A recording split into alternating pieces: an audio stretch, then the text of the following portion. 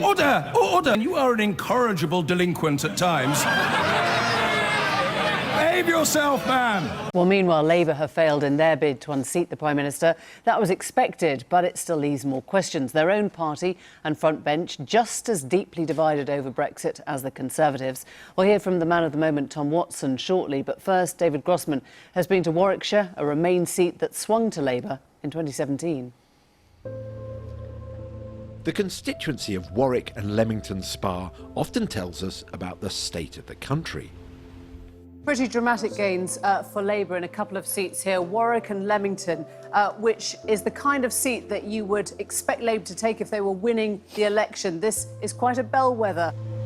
But what does it tell us about the mood in the Labour Party? What should Labour's Brexit policy now be, having failed to defeat the government tonight? It's often said that Labour has to walk a tightrope between Remain and Leave, not wanting to alienate too many voters on either side of the divide. But actually, recent polling suggests that Labour members and voters are becoming more and more pro-EU. Taking the waters at the Royal Pump Room and baths in Leamington Spa was a Victorian cure-all that probably cured nobody. The old Turkish bathroom, though, is as good a place as any to sweat out some answers from some Labour members. Like many, Colin Quinney wants Labour now to pivot to supporting a second referendum. Well, certainly it needs to decide on the option of going for another referendum. And on balance, I think that's the way I prefer it to go. But I can see downsides. It'll take some time. It might regenerate a lot of ill feeling. But I believe that that would clear the air once and for all if it got either another Leave vote or Remain, as I would hope, because I have campaigned for Remain. According to recent polling, Labour is increasingly the party of Remain. 73% of Labour voters think the UK was wrong to vote to leave the EU. Among Labour members, that figure is a huge 89%. Although 57% of current Labour voters support having another referendum on Brexit, among party members, that figure rises to 72%. According to some activists, not supporting a second referendum could cost Labour.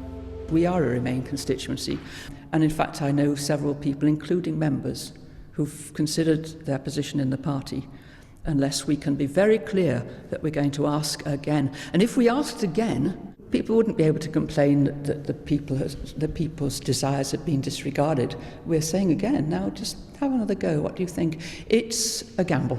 I'm personally not too sure about a people's vote, whether we'd get a different outcome and whether it might not annoy people who already feel that they voted.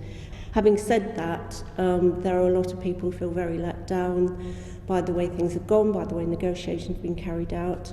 It would be a good idea to perhaps campaign on a Remain ticket, but with a Remain and Reform ticket. Labour's Brexit policy is a carefully constructed balancing act. The party conference in September drew up a form of words that both those who support and those who oppose a second referendum can live with. It makes it clear that the first priority is to get a general election. But it then says, if we cannot get a general election, Labour must support all options remaining on the table, including campaigning for a public vote. So the noes have it! The noes have it! So does tonight's defeat mean the party has tried and failed to get that election and must now therefore come up with a new policy? Wasim Ali is a Labour councillor and Momentum member who says absolutely not. I think the important thing to remember is that party conference voted that our priority is to go for a general election, and that's what we'll be advocating for. We'll continue fighting for it. So losing a confidence vote, one confidence vote, that doesn't mean that's been exhausted in your view? No. This morning, a group of Labour MPs renewed their calls for a second referendum. It appears, though, they're still in a minority in the party and that Labour's leadership isn't yet ready to join them. That was David Grossman. So where should opposition parties go now? In a moment, I'll speak to Ian Blackford, the leader of the SNP in the Commons, and the Liberal Democrat leader, Sir Vince Cable, about their talks this evening with Theresa May. But a little earlier, I spoke to Labour's deputy leader, Tom Watson. He told the Commons that the country felt sorry for the Prime Minister, but ultimately she was not capable of getting a deal through. Had he gone too far?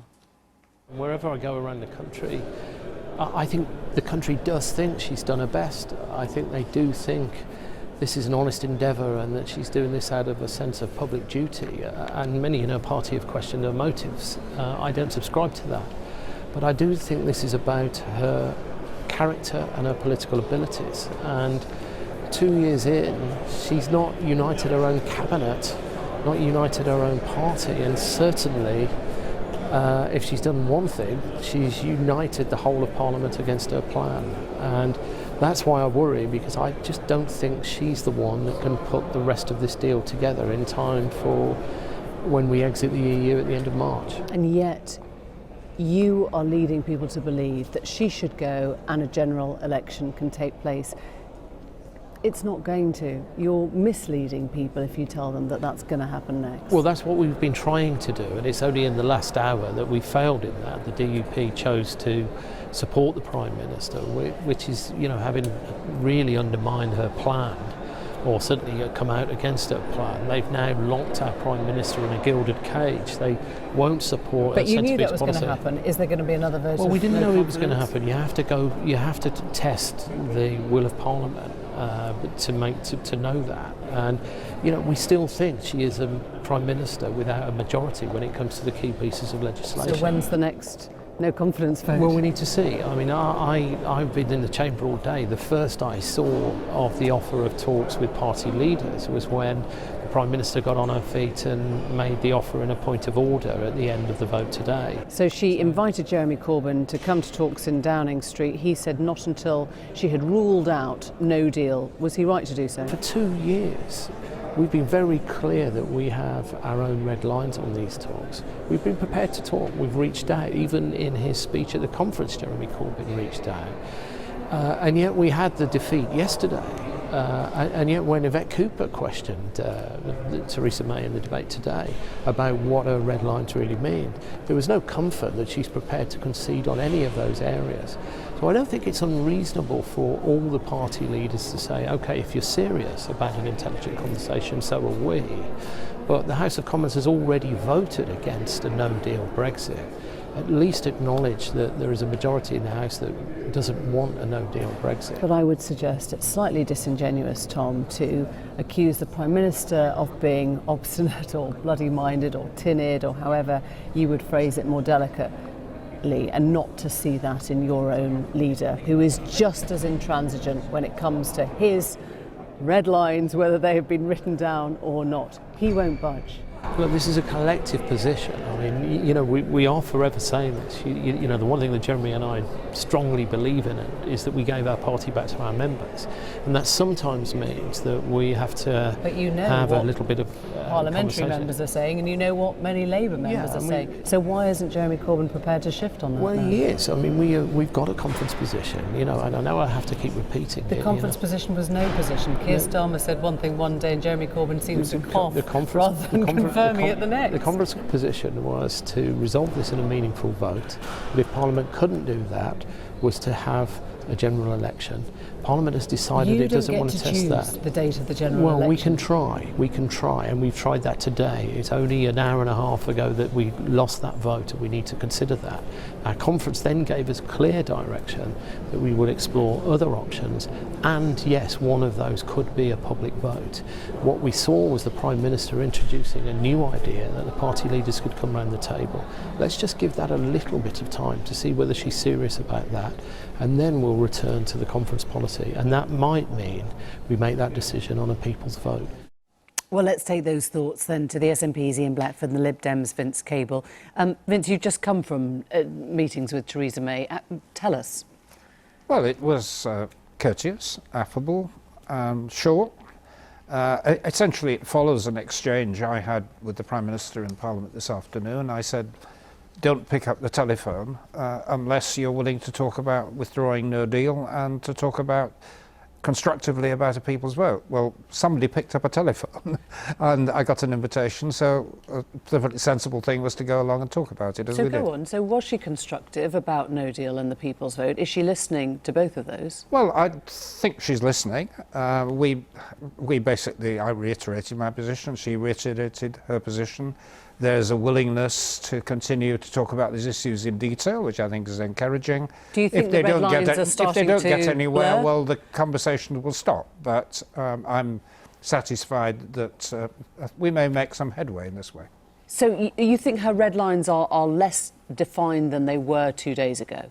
Well, we weren't thinking in terms of red lines. I was dealing with two issues which are not directly connected with her red lines, which are having the withdrawal of the no deal, which has to happen. And half her cabinet are saying publicly this must not happen. And the other is to have a sensible conversation about a people's vote. And I think it's possible to have a discussion with them about these subjects.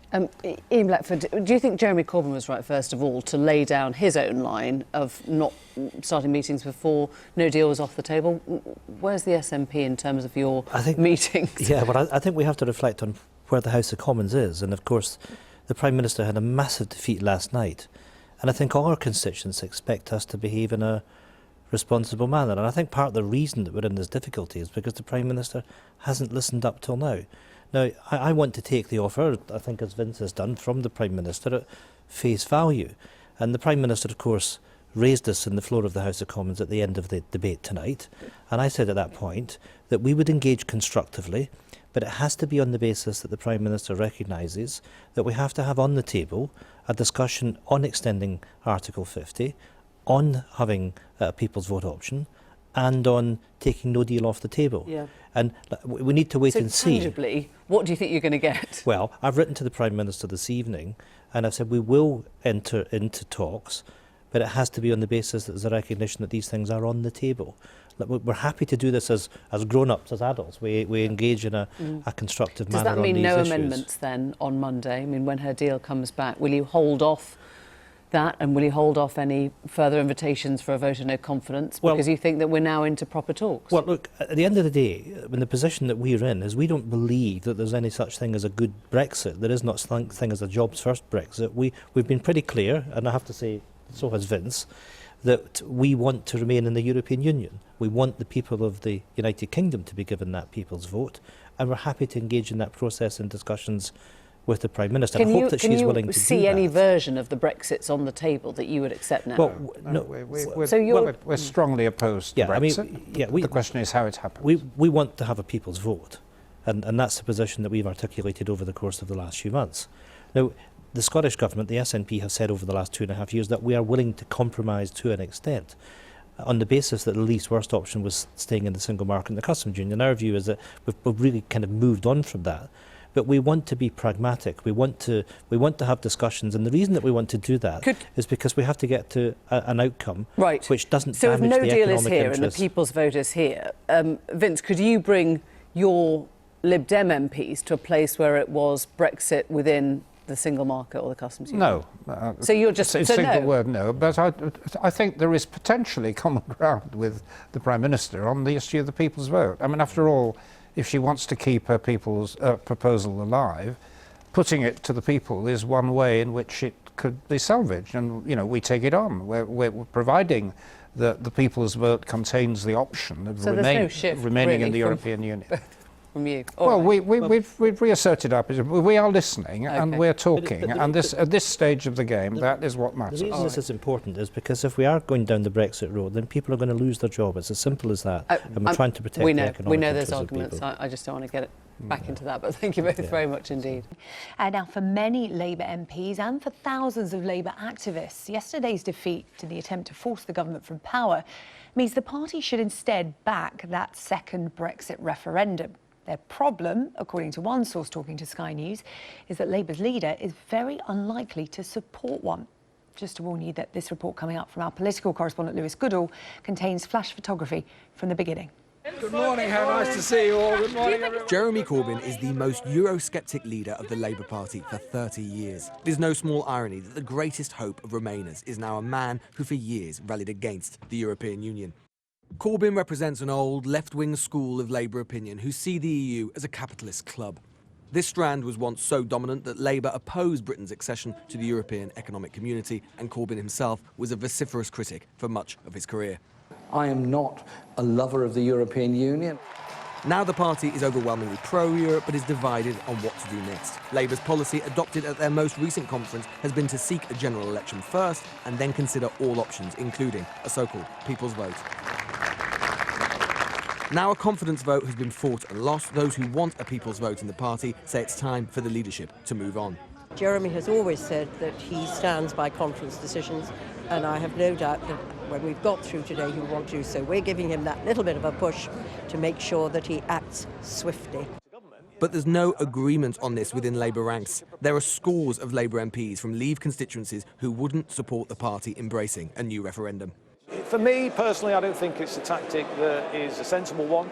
And I think there is a lot of resentment potentially in the country. And I know that a lot of people feel passionately about remaining in the European Union, want the opportunity of a second referendum. But, my preference is to negotiate an orderly withdrawal from the European Union.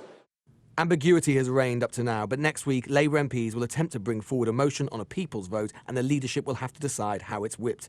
If it isn't whipped in its favour, his opponents will claim party policy is being ignored. I personally think it would be a monumental mistake for Jeremy Corbyn and the Labour Party to essentially breach the trust of all of those Labour supporters and fail to fulfil what most people think was promised. I'm told by a source close to the Labour leadership that the party will attempt to bring forward at least one more motion of confidence once the Prime Minister's plans are known, and in particular if it looks as if she's heading towards a no deal. Then they hope that a handful of Tory Remainers might peel away and bring the Labour Party towards the precipice of power. And they also tell me that the Labour leader himself is very unlikely to back a second referendum in almost any circumstances, thinking that it will tear the Labour Party apart. Our country belongs to all of us. Labour's latest party political broadcast, released tonight, focuses not on Brexit, but austerity and domestic issues. Those are the things about which the man himself would prefer to focus. In truth, on Europe, he is largely indifferent. But Brexit remains his best hope of achieving power. It is also a perilous one. Lewis Goodall, Sky News, Westminster. So, what does each party want from the Prime Minister in order to back her withdrawal agreements? Well, let's take a look. Labour say that they want to create a customs union with the EU and keep single market benefits. The SNP say that they want a people's vote or to stay in the single market and the customs union. Both the DUP and the European Research Group of Conservative MPs say that they want the PM to ditch the Northern Ireland backstop. I've been